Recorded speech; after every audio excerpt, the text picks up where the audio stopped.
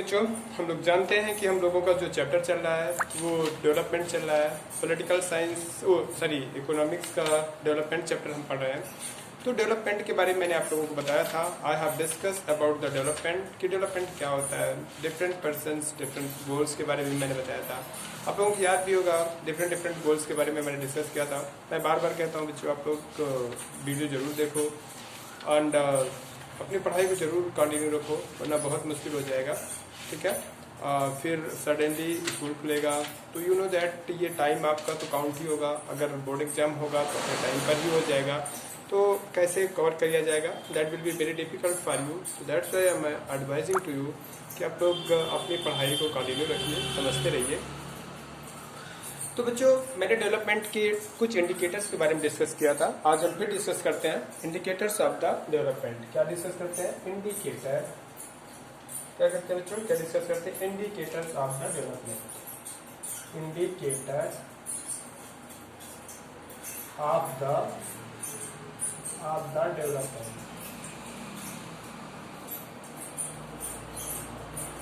ठीक है, indicator of development. तो सबसे पहले हम ये जानने की कोशिश करते हैं कि कौन कौन से इंडिकेटर्स हैं जो डेवलपमेंट के मेजर के लिए यूज किए जाते हैं। तो मैंने आपको बताया था कि इनकम तो होती है, इनकम। तो मैंने बताया था कि इनकम में मैंने दो बातें डिस्कस किया था। इनकम में मैंने दो तरीके की बातें डिस्कस किया था। एक डिस्कस किया था बच्चों जीडीपी, और एक डिस्कस किया था मैंने जीएनपी।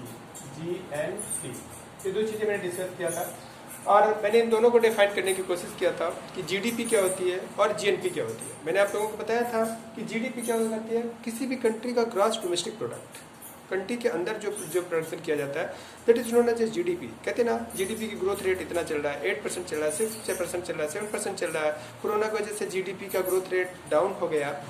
तो देखो, मैं बच्चों आप लोगों को थोड़ा सा ये इंडिकेट कर दूं कि ग्रोथ रेट ज़्यादा होने का मतलब बिल्कुल मत समझा जाए कि वो कंट्री डेवलप्ड है या डेवलप्ड है।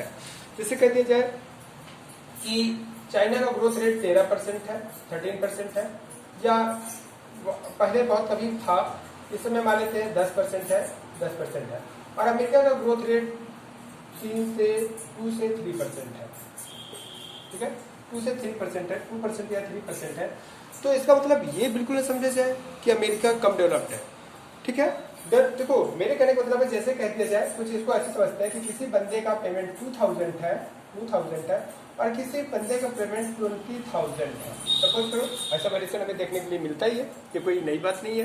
किसी का लाखों में पेमेंट होता है, किसी का बहुत कम होता है। तो मेरे कहने का मतलब है कि मान ली किसी बंदे का पेमेंट 2000 है और इसका पेमेंट 1000 रुपीज बढ़ा दिया गया, और बढ़ा करके इसको 3000 रुपए कर दिया गया। तो इसके ग्रोथ रेट क्या है? 50%। देखो क्या, 1000 इंटू 100 अपॉन 2000। ठीक है, ऐसे क्या हो जाएगा? 50%। क्या ग्रोथ रेट आया? 50%। इसका ग्रोथ रेट क्या है? 50%। इसके ग्रोथ रेट में 50% किया गया। अब बढ़ा कितना है? 1000। यहीं पर इसका अगर देखिए, इसका मतलब 5 का भी बढ़ा दिया जाए तो 5000 इंटू 100 और अपॉन 20,000। देखो 1 2 3 4 4 2 5 10 5 5 25। केवल इसका 25% ग्रोथ हुआ, जबकि इसका पेमेंट बढ़ा है 5000, लेकिन ग्रोथ रेट क्या है? 25%। इसका बढ़ कितना रहा है? 1000, लेकिन ग्रोथ रेट क्या है? 50%। तो वो प्रीवियस पेमेंट पे डिपेंड करता है। तो ग्रोथ रेट हाई से मतलब ये ग्रोथ रेट हाई होना तो अच्छी बात है कि बहुत तेजी से हम ग्रो कर रहे हैं, लेकिन ये कंसीडर नहीं हो पाता है कि किसी कंट्री के केवल ग्रोथ रेट दे दिया जाए, एक पूरी इकोनॉमी ना दी जाए, और कहा से पूरी जीडीपी ना दी जाए, और कहा जाए कि ये बताओ कंट्री डेवलप्ड है क्या डेवलप्ड है। तो ये डिसाइड कर पाना पॉसिबल नहीं है। मैं आप लोगों को सिर्फ ये समझाना चाह रहा था, लेकिन ग्रोथ रेट एक अच्छी बात है। तो मैं बता रहा था कि किसी कंट्री का जीडीपी, इनकम के दो पार्ट होते हैं, जीडीपी एंड जीएनपी। क्या होता है बेटा? एक होता है जीडीपी और एक होता है जीएनपी।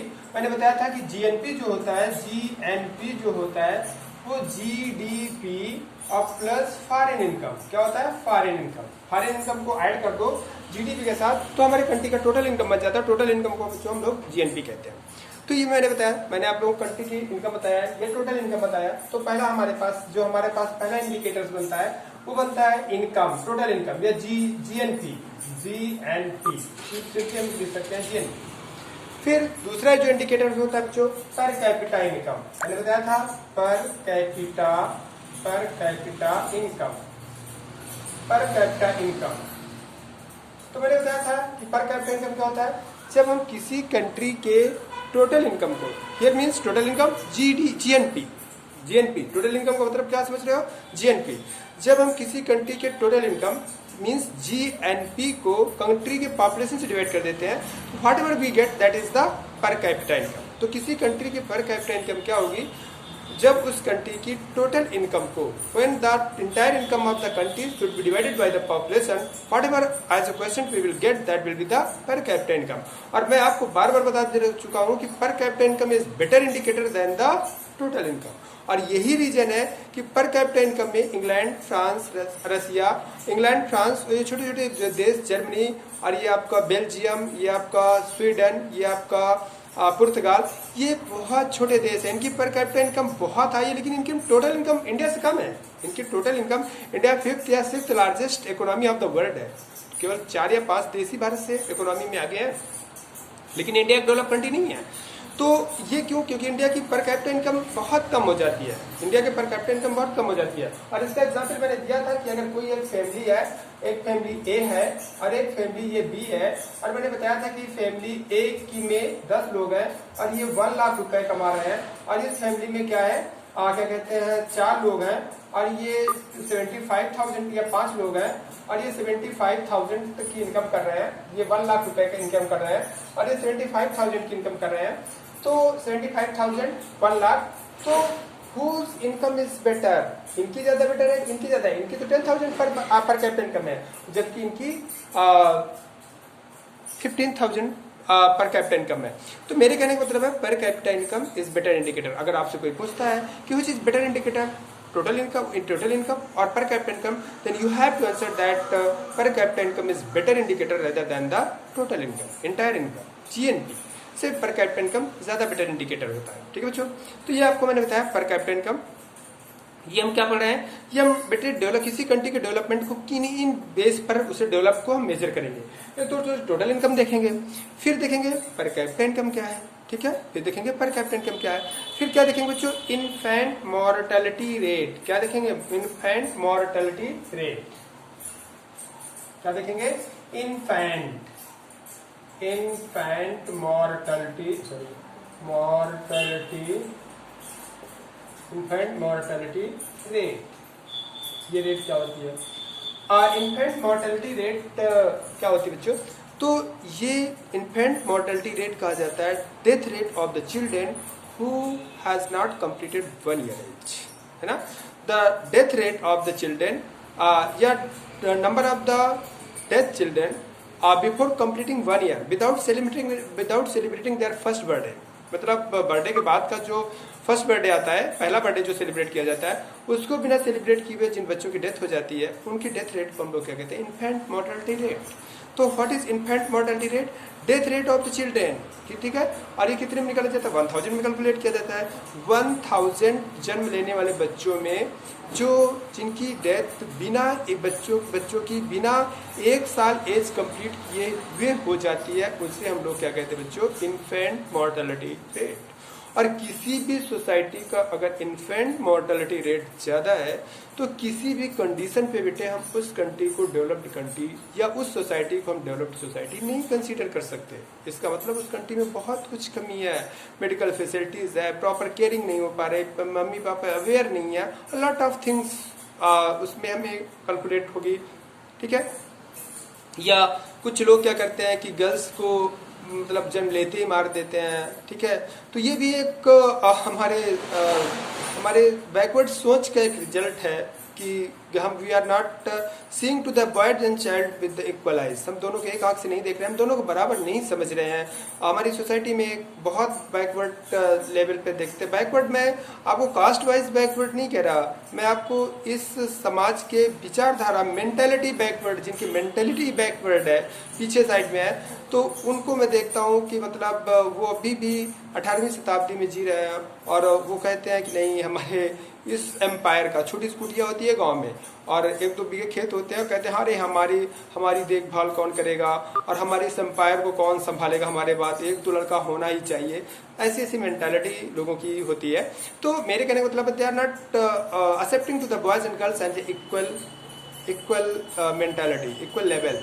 तो मेरे कहने का मतलब है, तो अगर किसी भी सोसाइटी में गर्ल्स को मारा जा रहा है, जन्म लेने के बाद उन्हें मार दिया जा रहा है, तो भी उसकी वो सोसाइटी कितनी भी डेवलप्ड हो यार, कितनी भी डेवलप्ड हो, फाइनेंशियली थोड़े बहुत पैसे वाली भी हो, जोड़ लिए हो कहीं से इधर उधर करके, इधर उधर बेमानी करके, तो इसका मतलब ये नहीं कि उन्हें हम डेवलप्ड या डेवलप सोसाइटी कंसीडर कर लें।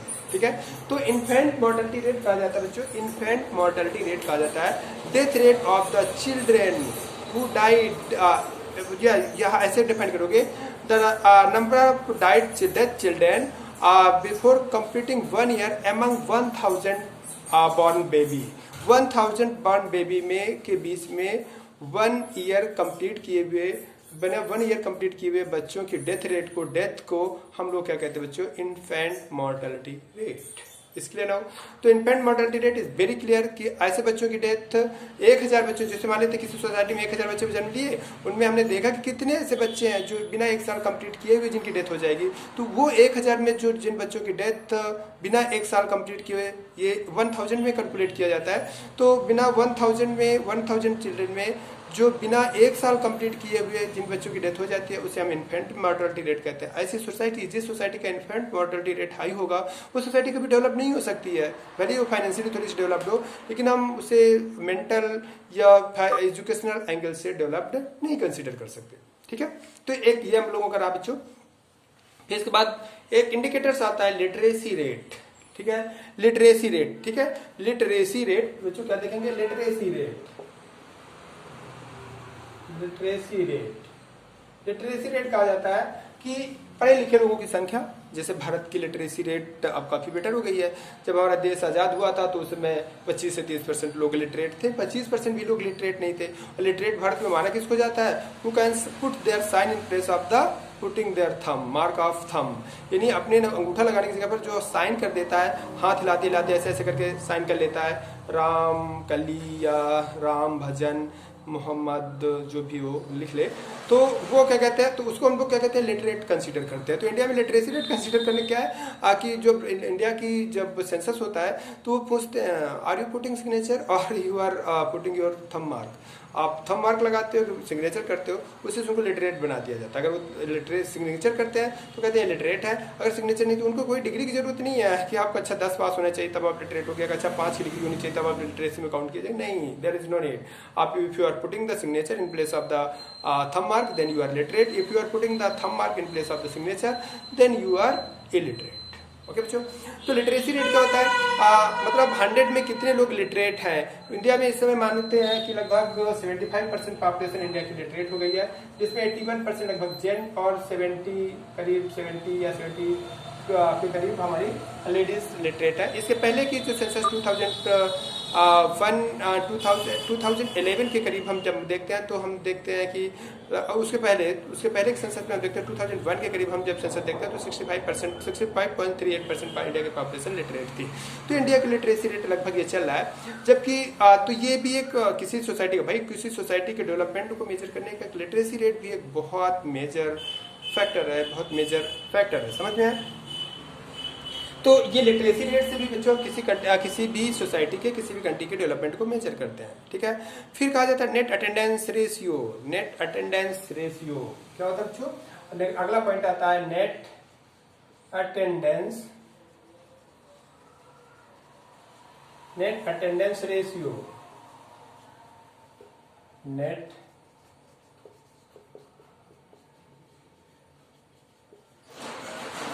Attendance ratio.